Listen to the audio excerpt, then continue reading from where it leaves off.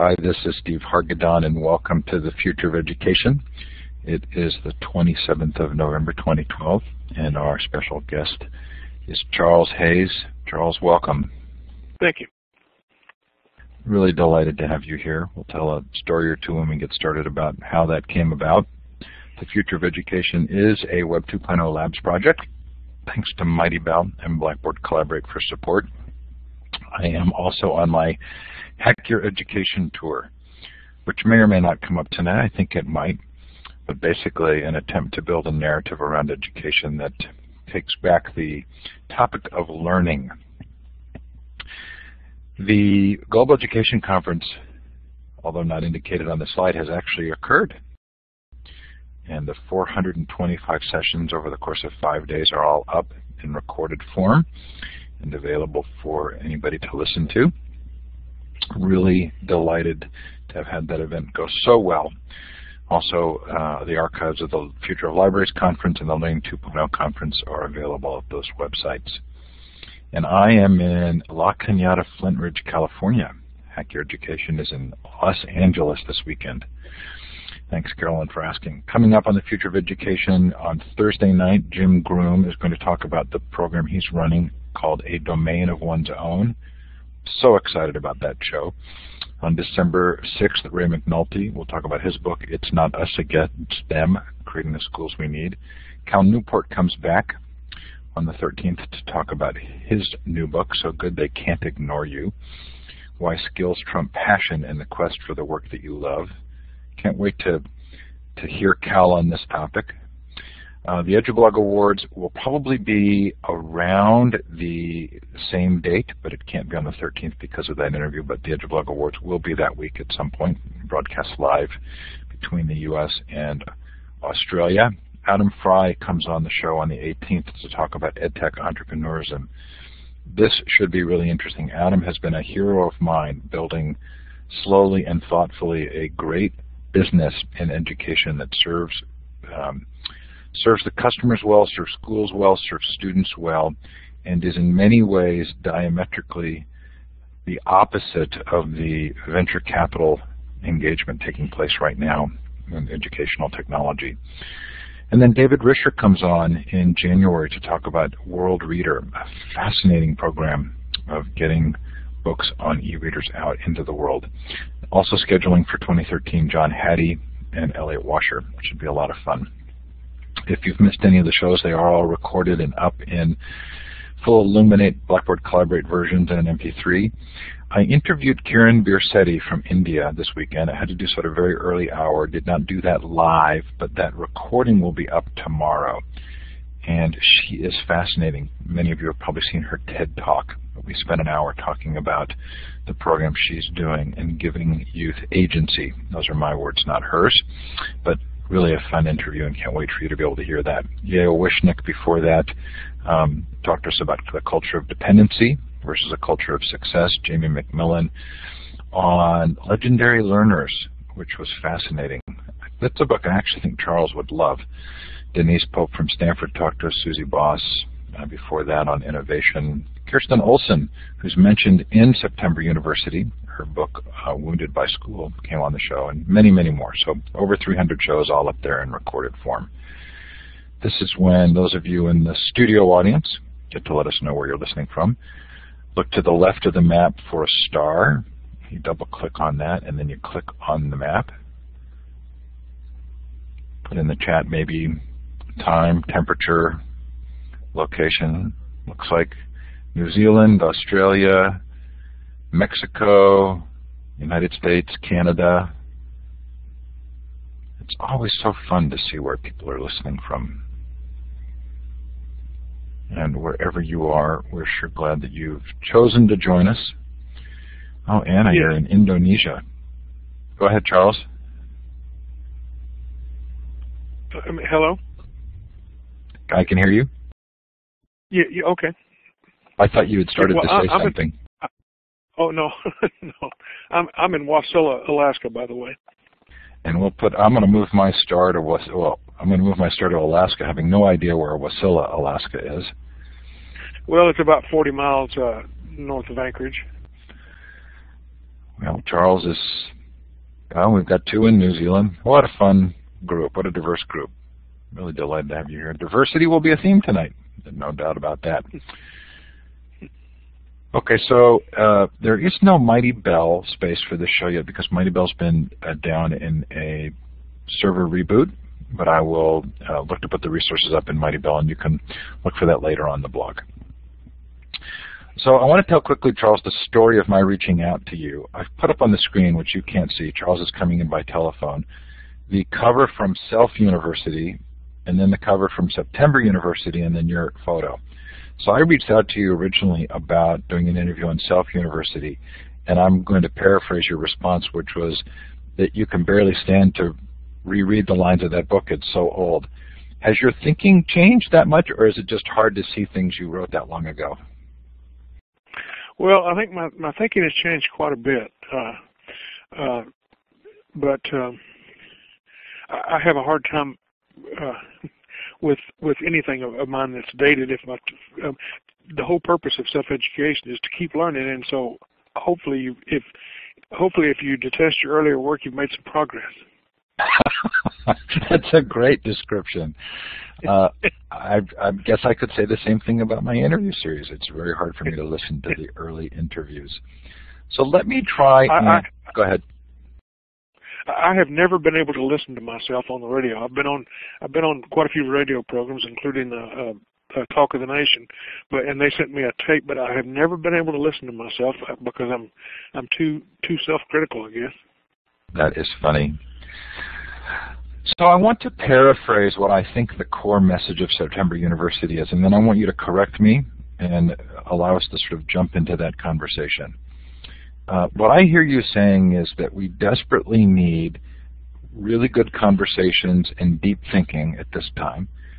The baby boomer generation is coming of maturity and are a generation that both have an inclination toward change and the potential to really make a difference by sheer numbers.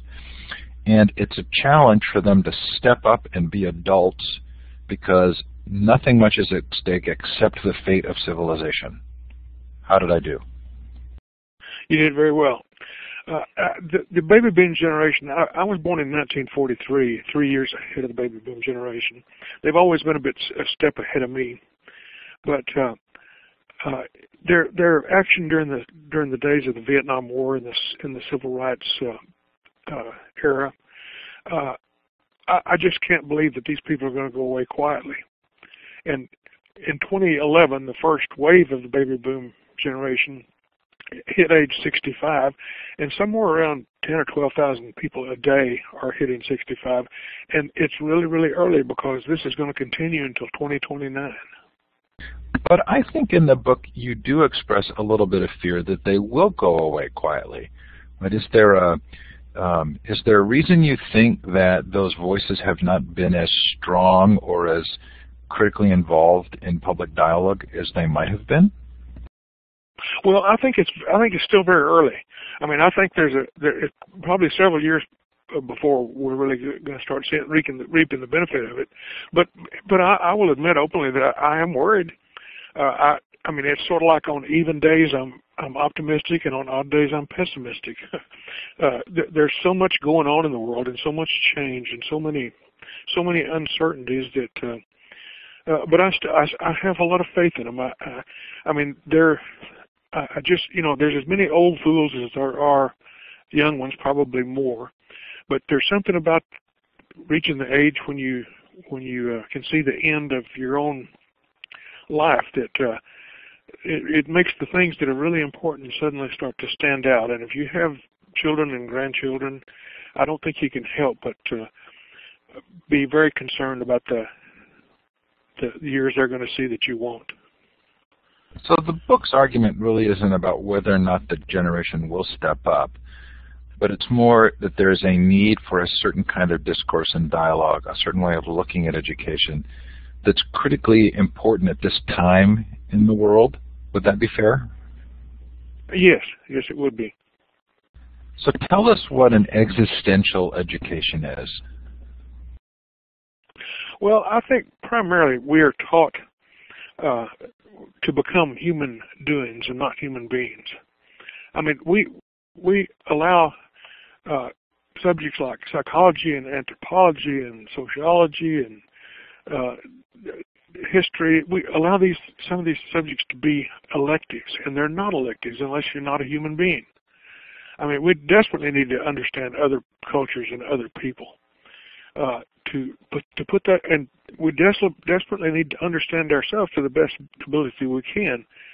I mean, knowing these things, I mean, I say in the book that, psychologists still have mental problems and marriage counselors still get divorces. But learning, to me, enables us to dissipate existential angst, and it's just that simple. Well, it may be simple to you, but I'm not even sure I fully understand that phrase. Learning allows us to dissipate existential acts. Do you mind breaking that down for a slow guy like me? Well, I talk about in the book. I talk about what I call the existential triad, and that's the fear of death, the fear of others, and a lack of curiosity. And I think those three things.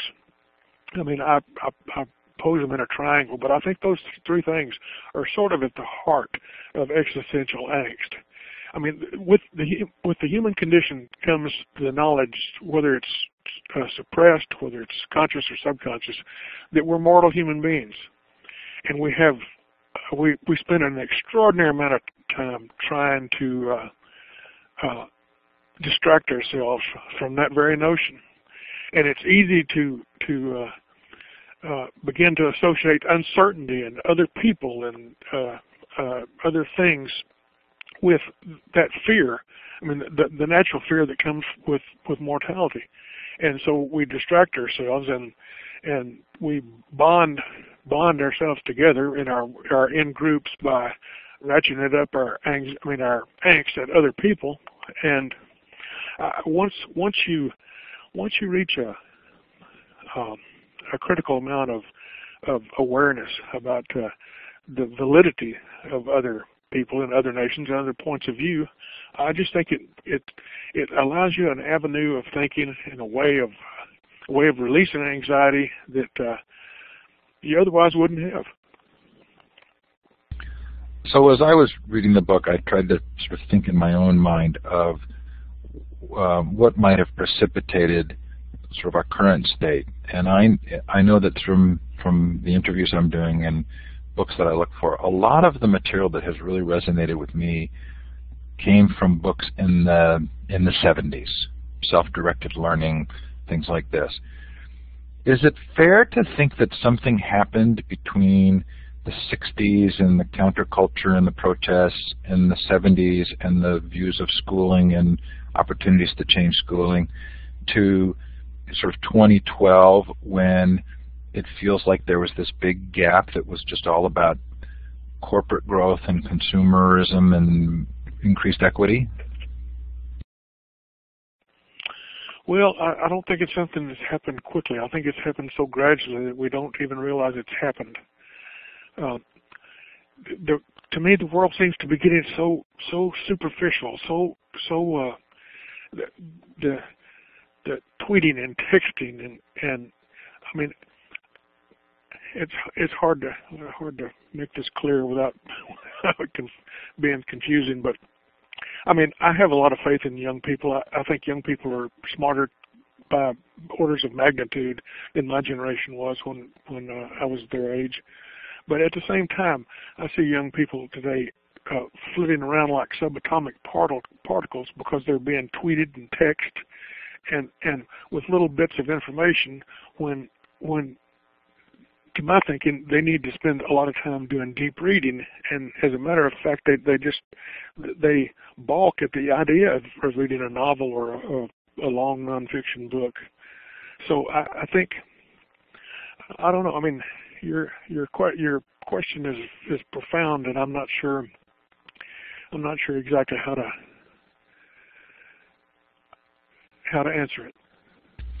Well, I'm going to use myself as an example, but as will become clear, not not just not an overly positive one. But I know that in our own raising of our children, we chose not to have a television for many, many years. And that really made a difference. And it also feels as though, the modeling of reading and deep thinking do transfer to your kids. But kids are different, and not every child responds the same way. But I look at this current generation of kids, and I wonder if we, their parents, don't actually have more responsibility than they do for not having set the example of deeper thinking. Well, I think so, Steve. But still, to me, the peer group has so much more influence on young people than we think they do. I don't know if you read The Nurture Assumption by Judith Harris. I didn't, but you mentioned it several times in the book. Yeah. I think she makes a very good case that a lot of our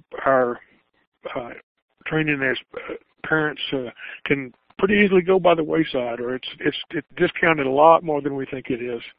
I'm saying that I would not recommend that people let up on that kind of parenting, but I just believe that peer pressure is vastly underestimated. Okay, well, yeah, there's good commentary in the chat. I went through something about 5 years ago when I started participating in social media. So I'm going to give the counter story to the sort of the new technologies. And when I started to blog and do my interview series, I can only describe what I went through as being a cognitive revolution. It was as though my brain began to fire at levels that it hadn't before. And I was participating, and imperfectly as it was, I became an active contributor and creator by virtue of the social technologies. Is that phrase, a cognitive revolution, kind of what you're hoping people will go through? Yeah, I think so. I think that the problems that we face have to be discussed, and people have to get involved.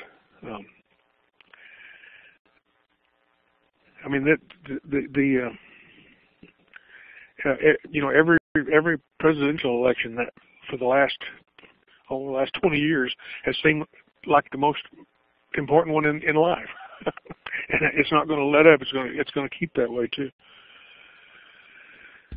Well, let me extend on that a little, because it felt like the election cycle we just went through had more in common with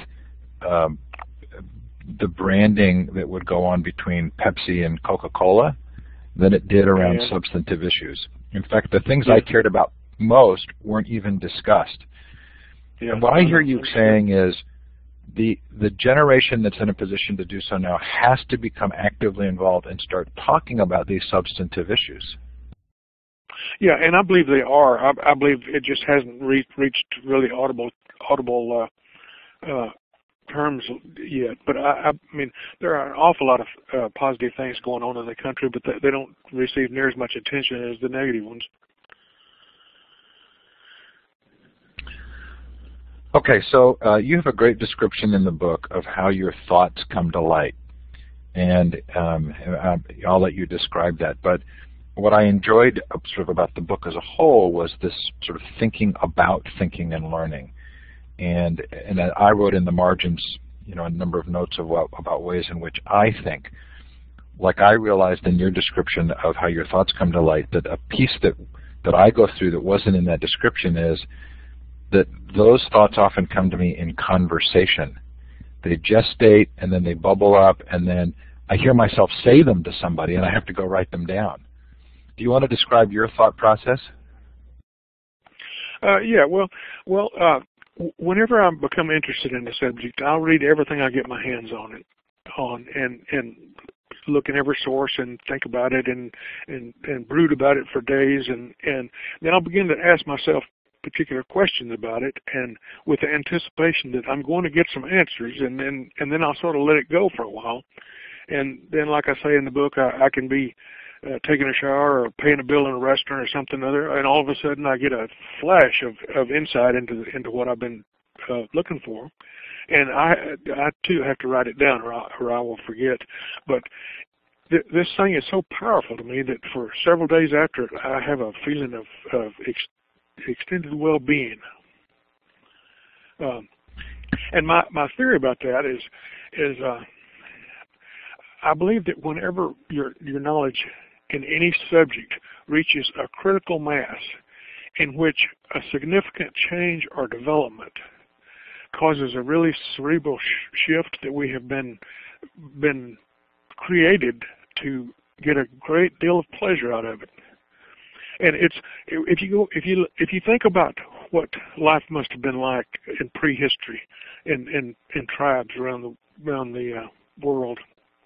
I mean, if look at society, at the history of humankind on the planet from the beginning. If that were represented by a 12-inch ruler, the times that we have been living the way we do now would be so small you wouldn't even be able to get a measurement. You wouldn't even be able to tell what the measurement was on the ruler. So during all that time, most of that time, survival was the main focus, and you had to stay focused on it in order to survive. So there's a really easy learning method there that's brought about by drama. If a mother can tell her children every day before they go to school, if they walk through the woods, to watch for bears.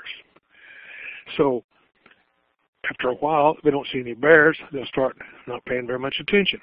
One time a bear chases them up a tree, they'll never ever forget it and never have to be told again. So the point I'm trying to make here, I guess, Steve, in a convoluted way, is that learning is best achieved when we are capable of creating our own drama. So let's connect that with the concept of purposeful learning and self-education, and maybe talk a little bit about, if you would, the stories we tell about learning in schools and how they might need to change for us to be doing a better job of becoming self-learners. Yeah. Well, you can't. It's sort of hard to direct somebody to be self-directed. I mean, you have to. To me, the goal of the teacher is, like Emerson said, is to inspire. I mean, people. I mean, I have several years of schooling that I have no memories of at all, and I attribute that to the fact that they must have not been very, very successful. And I remember sometimes daydreaming and thinking that I had no interest in what I was talking about, and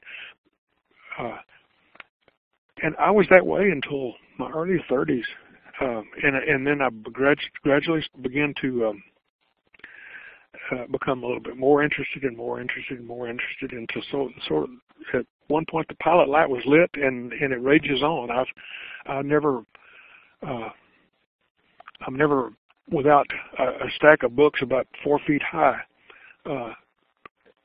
and I'm never without. I read 2 or 3 books a week and have for about 30 years now.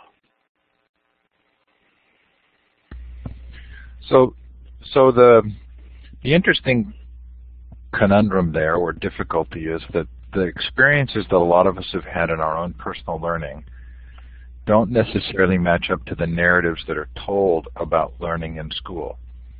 And the very structure of school, as you describe in the book, potentially leads people to believe that they have failed or are wounded or don't do well. How would you counterbalance that, or how would you suggest we might change things? Well,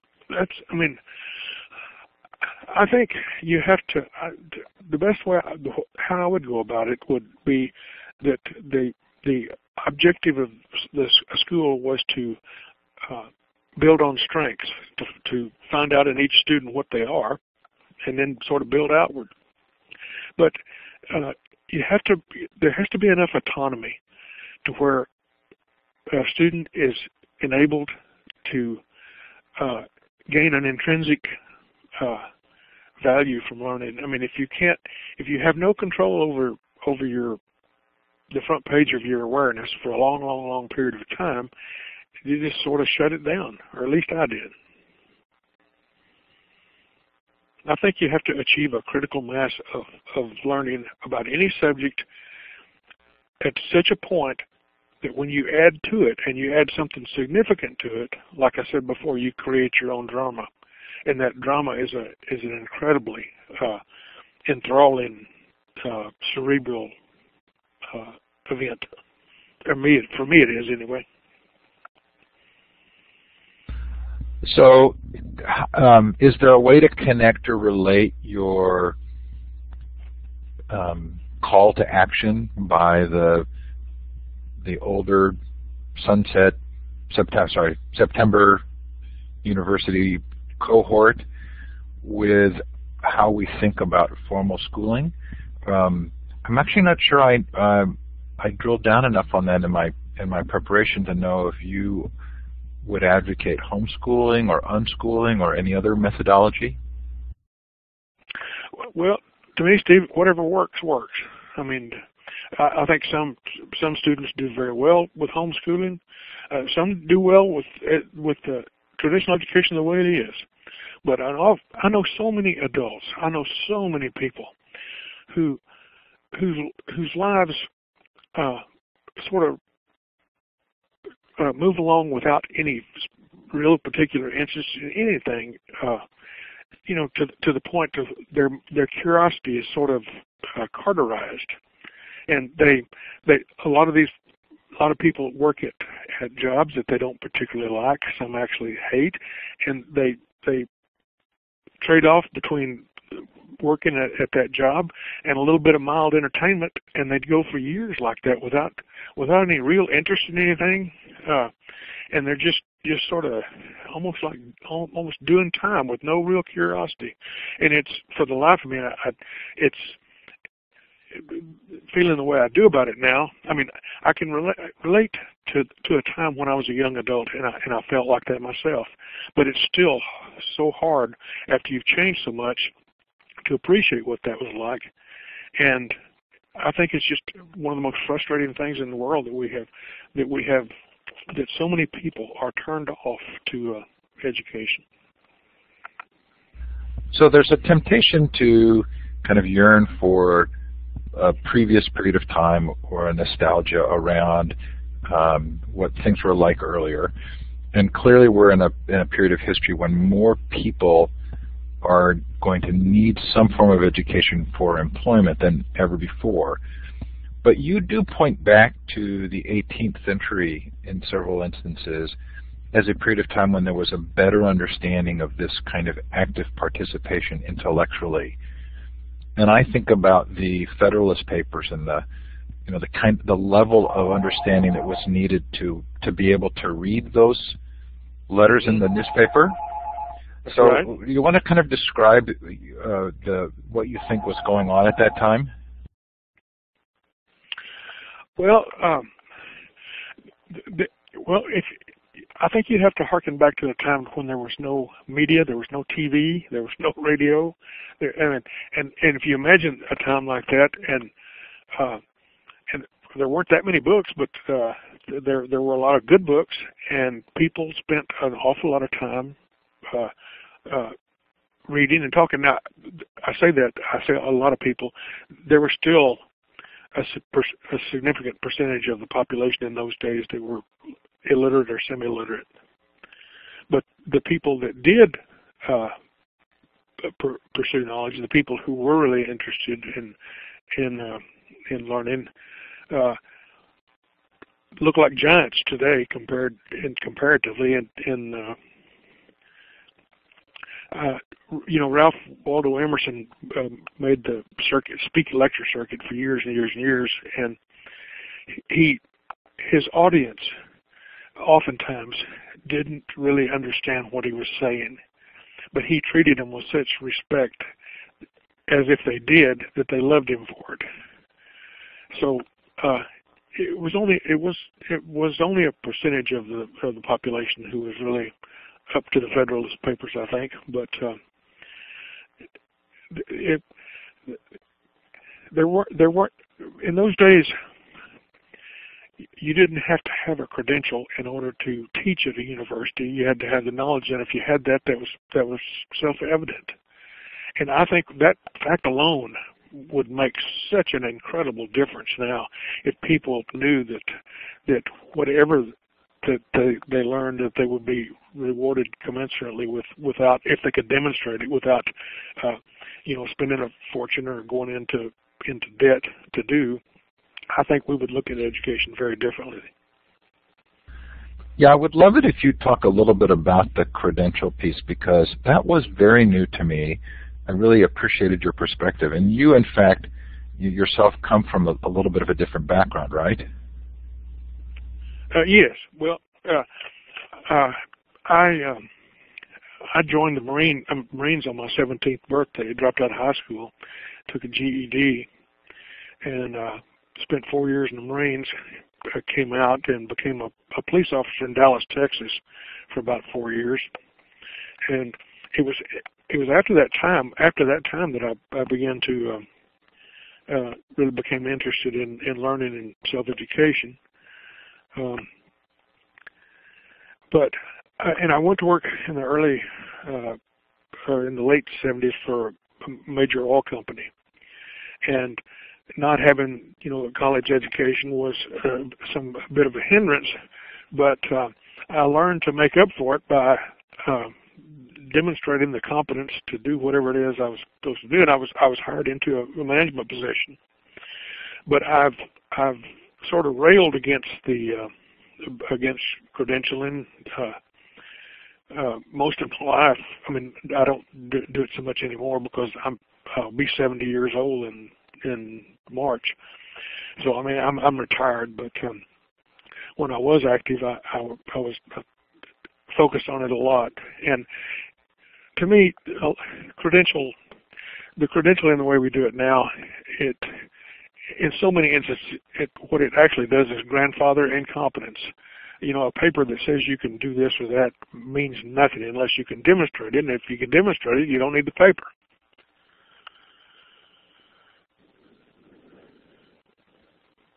I mean, most jobs are learned on the job, even brain surgery.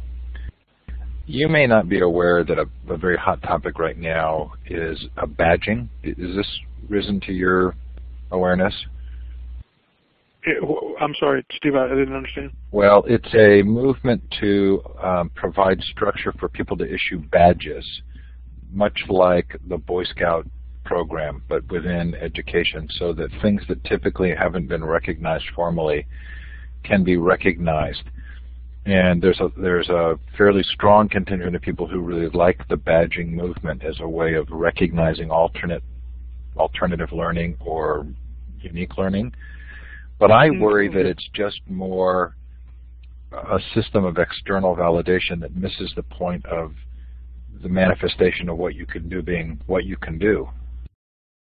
I think you're probably right about that. I'm not familiar with badging, but I mean, I would tend to agree with what you said about it.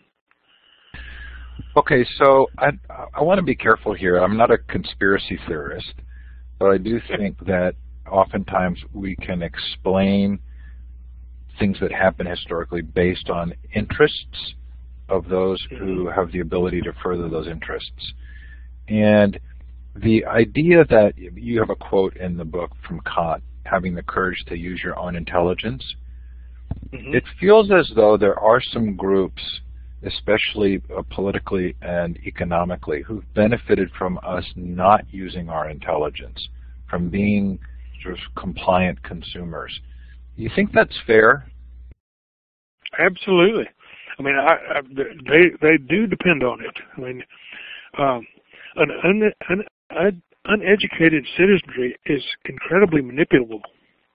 I mean, in the last 30 years, there has been an awful lot learned in neuroscience and psychology, and some of it is so profound that it's really a shame that it's not common knowledge. I mean, for example, politically, we tend to, the areas in the brain light up when somebody touches our political hot buttons, and we tend to shut off the discourse. We tend to stop listening. We only listen for confirmation bias. And psychologically, you know, we grow up thinking that character is one thing, and that we're always consistent, and that our personality means this or that. And the truth of the matter is that context of the situation often matters a whole lot more than our personality and our temperament. And it's very disappointing to learn maybe that a psychologist could create a situation and know what you're going to do, and you wouldn't know it. And one of the easiest things to do is to manipulate people by touching their hot buttons. I mean, that's, you know, talk radio thrives on pushing hot buttons, and media itself, you know, even the television stations and talk shows and what have you, it's like beach volleyball. They spike the ball at every opportunity to keep us watching, and as long as they can touch that hot button, and we can become you know, hostile to those people that we think are others, we are easily manipulable. We don't have I don't think we've ever been any more polarized than we are right now politically. So I like an author named Dan Ariely, who wrote a book called Predictably Irrational, and he describes ways in which we make purchasing decisions, that something more expensive seems to be more valuable. And intriguingly for me, I call this the Ariely principle, but those are my words, not his.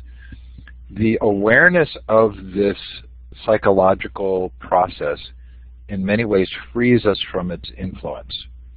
When we become aware that price often doesn't correlate to value, it ceases to actually affect us. You use a quote in the book from Postman. Go ahead. I'm sorry, go ahead. I lost my train of thought anyway. But you use a quote in the book from Neil Postman that education is a defense against one's culture, which I really liked. Mm-hmm. But I also feel as though education is a defense against our own sort of lesser natures.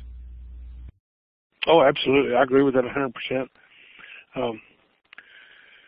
But you know, every culture in the world thinks that theirs is the one that sort of hung the moon, and everybody else is just searching and hasn't found the real true reality yet.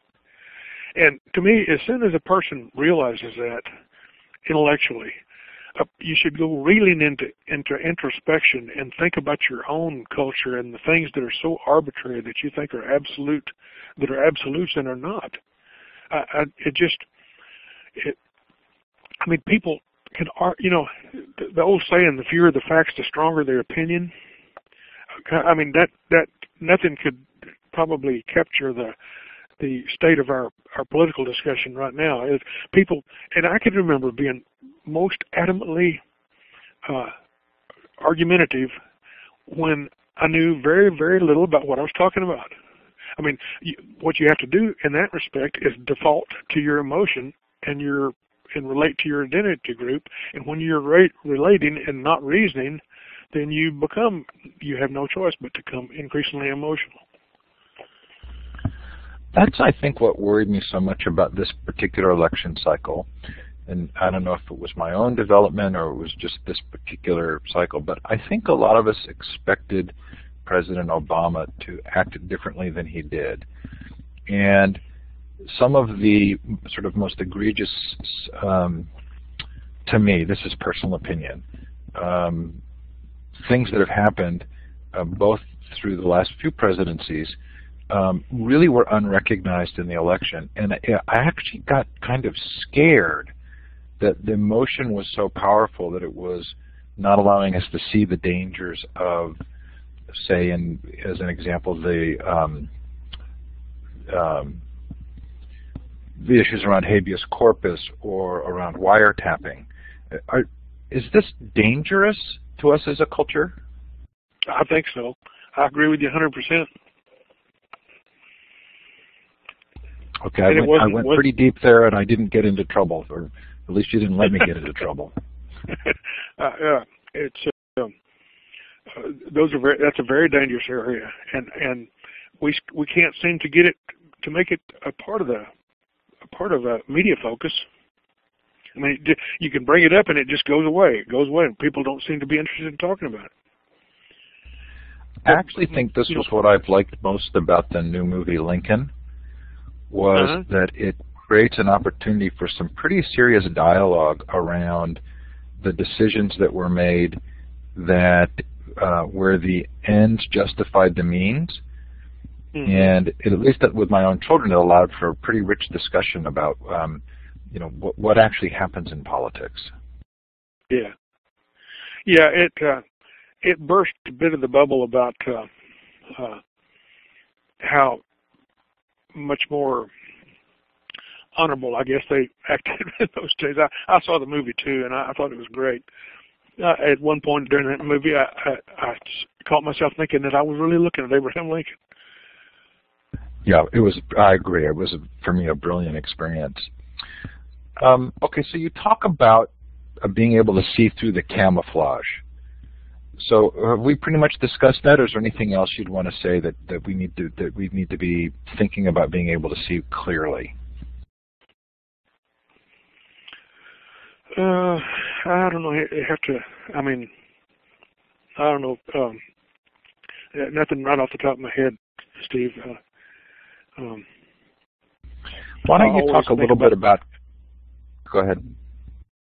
I always think about what I should have said when I hang up. That's okay. What about consumer culture? I mean, that comes up in the book, obviously. Well, I think we have gone so far down the road of consumer culture that materialism has become sort of a quasi-religion. I think probably perhaps more important than religion in some aspects and some culture, but I think we need to renew. I have started several actions in the past, but that never really went anywhere, trying to get media to stop calling us consumers and start calling us citizens. I think if the simple fact of doing that would make us more aware. I mean, a consumer doesn't do anything but consume.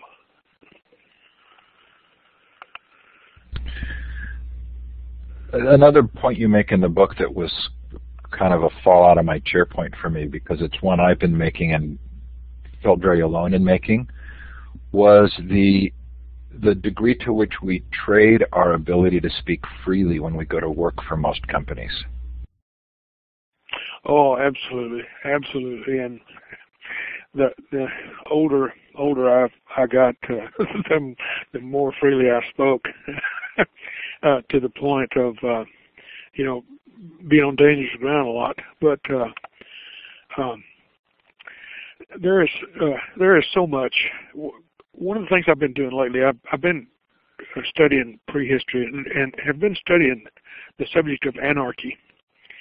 And most people, when you say the word anarchy, people think about people throwing Molotov cocktails and stuff. But the discipline of anarchy, the subject of anarchy in anthropology, it just goes back to a time before there were hierarchies, or when there are tribes with no chiefs.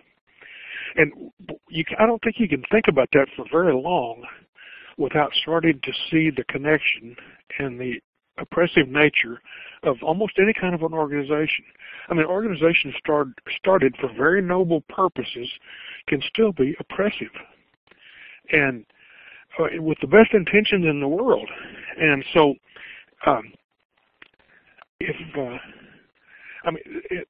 there's so many companies where, politically, I've always been. I grew up in a very conservative town, in a conservative family, and my self-education has turned me into into a liberal.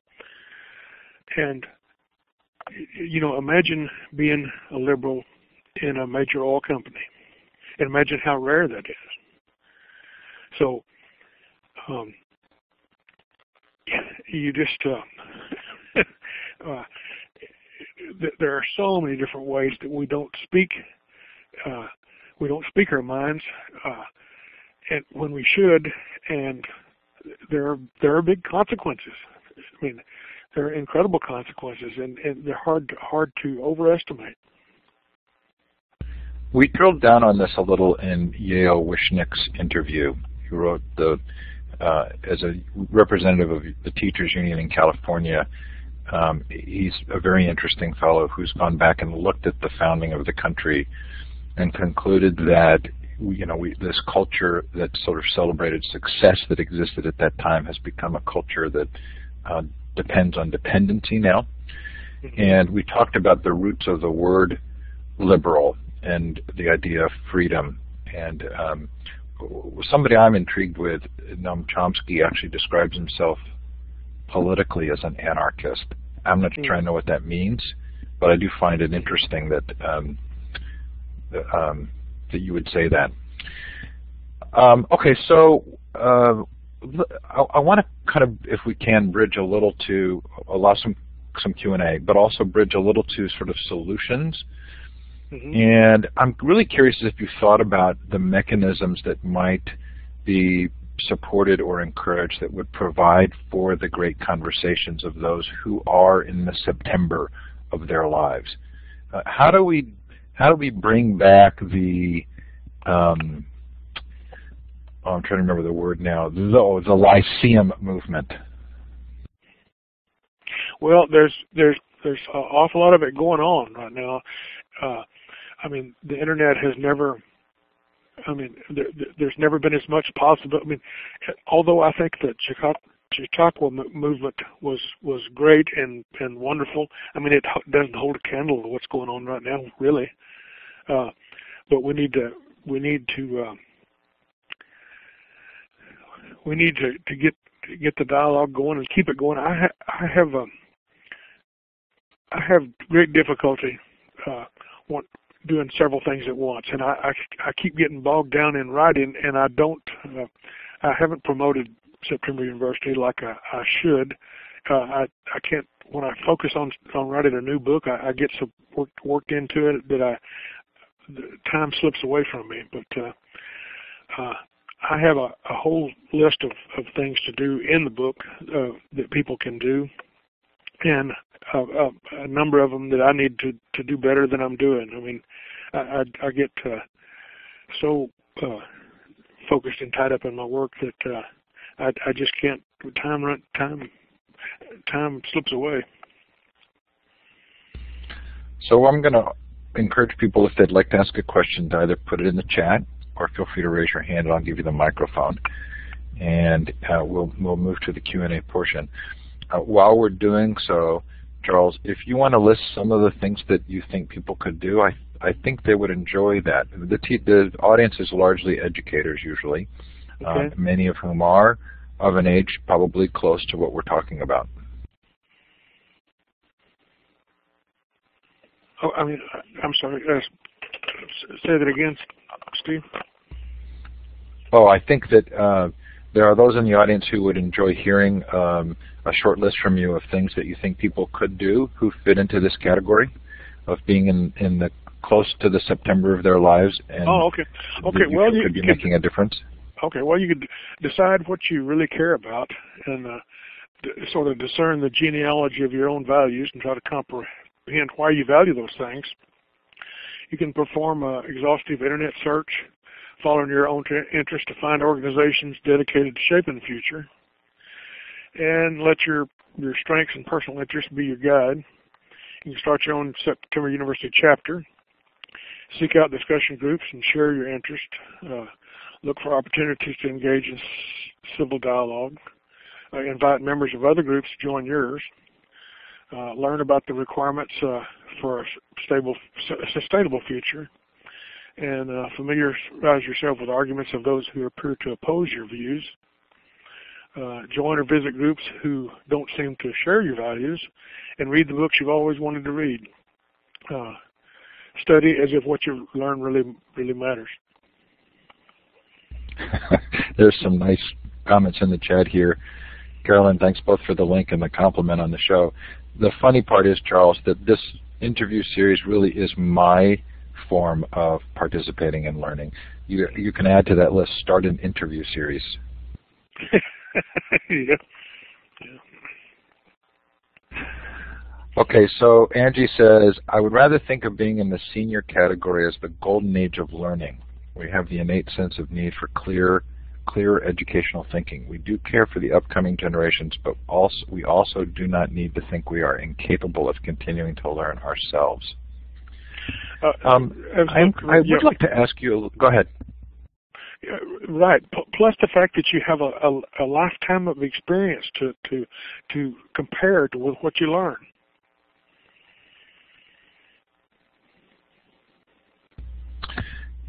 Yes.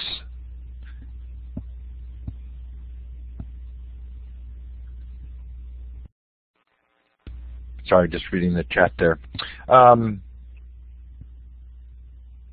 Scott says, our college can't find mentors to help students. Their peers are too focused on loans and jobs. Can this be listening to others for advice gone out of style, plus the busy part?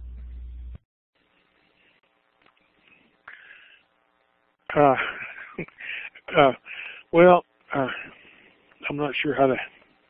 Can you repeat that question?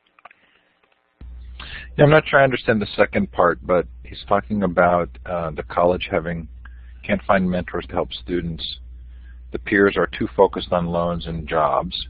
Oh yeah, that's true. Listening? Yeah, you know, I'm working on a novella at the moment entitled "The Call of Mortality." It's about an old philosophy professor who is retiring and taking a new young replacement out on an overnight camping trip in the Alaska wilderness. And one of the things this young man concludes at the end is to approach the land-grant universities with a volunteer group of volunteer philosophers to go around the country and start groups and help people understand themselves and others in conjunction with the mind, how the mind really works, and not how we grew up thinking it did.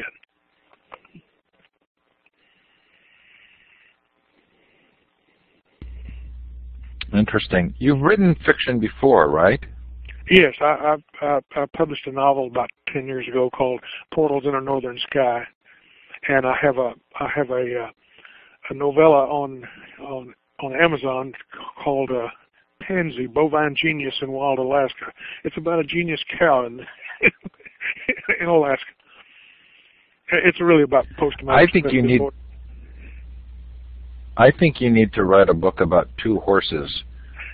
One wild and free up on the hill looking down at the one saddled and working on the farm. Yeah. Well, I talked quite a bit in September University about a saddle horse what I call a saddle horse education.